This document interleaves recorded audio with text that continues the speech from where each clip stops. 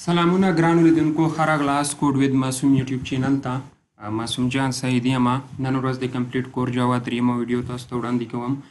په دغه ویډیو کې به موږ تاسو د جی ډي کې انسټالیشن باندې همدا ډول ځینې ټولز پیژنو چې هغه د جاوا ژبې لپاره ډېر مهم یا ضروري دي.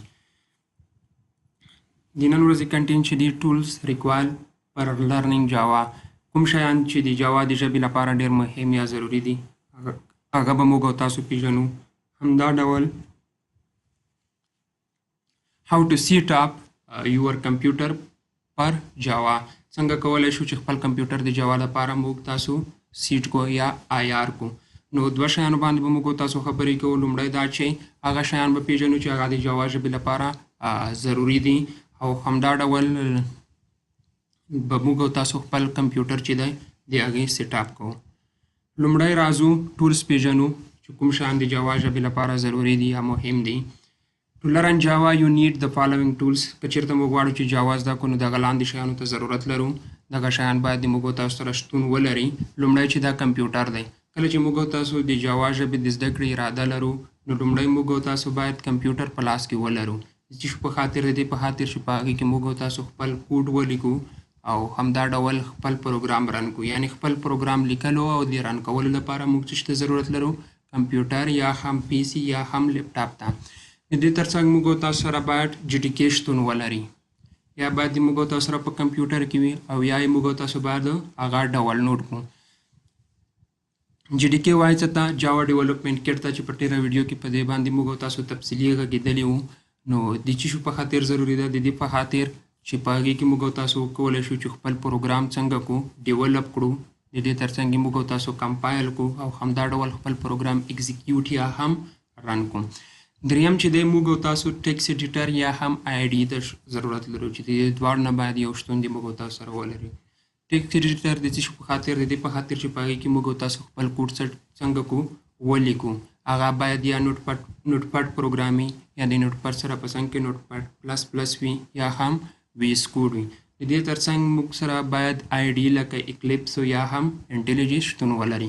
نو په لنډو ټکو کې ویلی شو چې موږ چې جاوا ژبه زده کوو یو کمپیوټر ته، همدا ډول جی ډي کې ته، یا هم ټیکس ایډیټر یا آی ډي ته ضرورت لرو. درې شیان شول: کمپیوټر، جی ډي کې، ټیکس ایډیټر یا هم آی ډي. راځو دلته سیټینګ اپ یور کمپیوټر پر جاوا. څنګه کولی شو چې خپل کمپیوټر د جاوا ژبې لپاره د هغې سیټ اپ وکړو.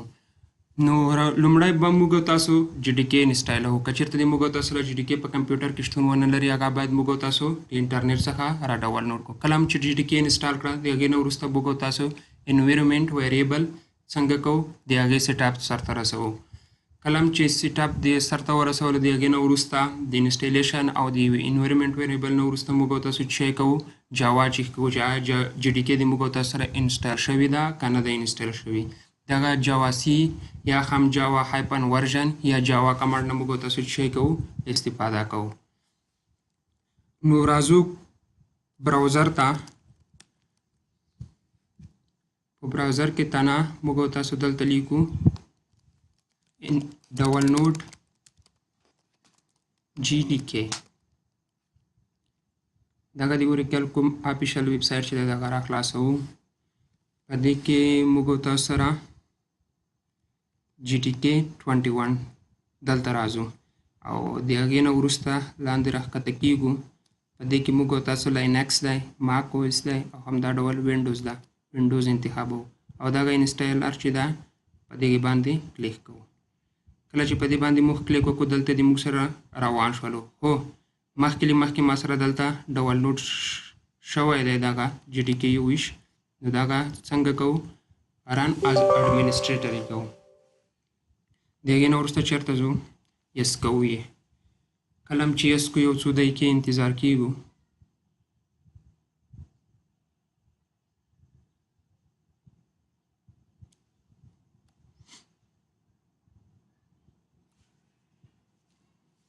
دلته دغه صفحه د موږ تاسو سره راخلاصیږي. ویلکم ټو د انسټالیشن ویزر پر جاوا ای سی ډیولپمنټ کټ. نیکسټ کوو یې، بیا هم نیکسټ کوو. دلته موږ تاسو سره د انسټالیشن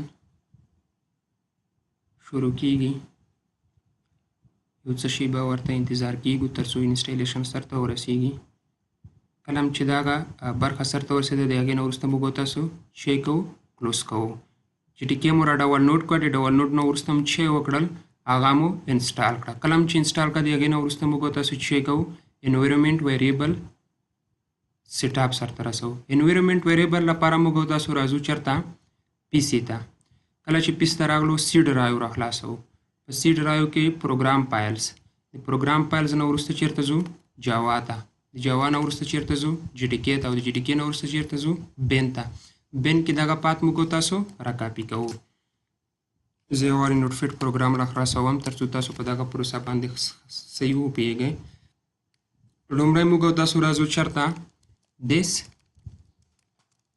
پی سي ته کله چې دس پی سي ته راغلو د هغې نه وروسته چېرته ځو سی ډرایو ته ځو صحیح ده سی ډرایو ته دا به زه داسې کوم تر څو تاسو ته ښه وبرېښي سی ډرایو ته راځو سی ډرایو ته راځو د هغې نه وروسته بیا څه کوو سی ډرایو چې کله کلیک کړلو یو پروګرام فایلز دی بل پروګرام فایلز 1 دی موږ تاسو چېرته راځو پروګرام فایلز ته پروګرام فایلز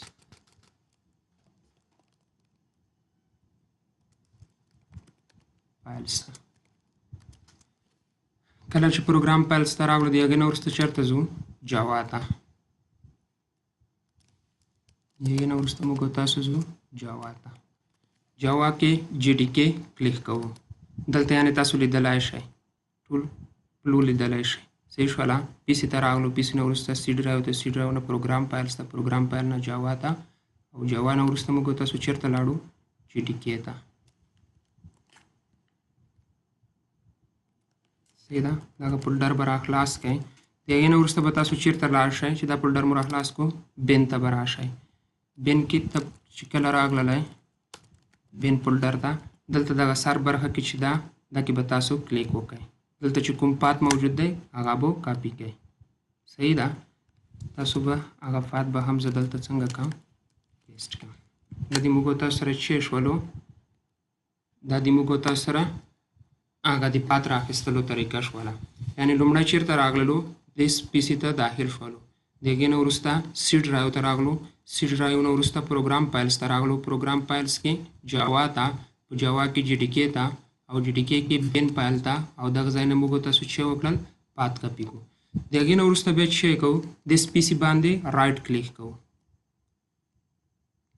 رایټ کلیک چې وکړو د هغې نه وروسته پراپرټیز کلیک کوو او اډوانس سیسټم سیټینګز ته راځو کله چې اډوانس سیسټم سیټینګز ته راغلو دلته چې کوو انوایرمنټ ویریبل ته راځو دلته سیسټم ویریبل دلته لاندې تاسو لیدلی شئ د کې موږ تاسو فرض کړئ یا دا پات انتخابوو یا نیو پات ورته وښالو نیو پات هم اخیستی شو خو دا پات موږ تاسو انتخابوو د هغې نه وروسته ایډیټ بټن باندې کلیک کوو دلته نیو اخلو او دا څنګه کوو پیسټ کوو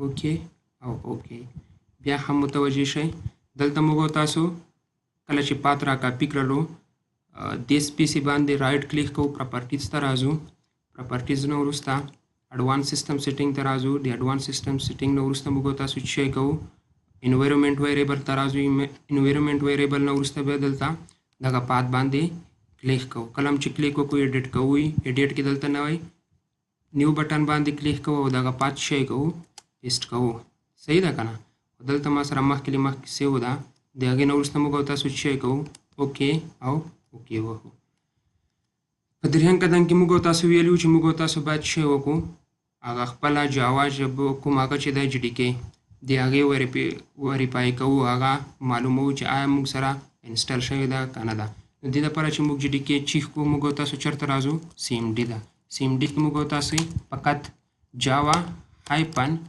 ورژن لیکو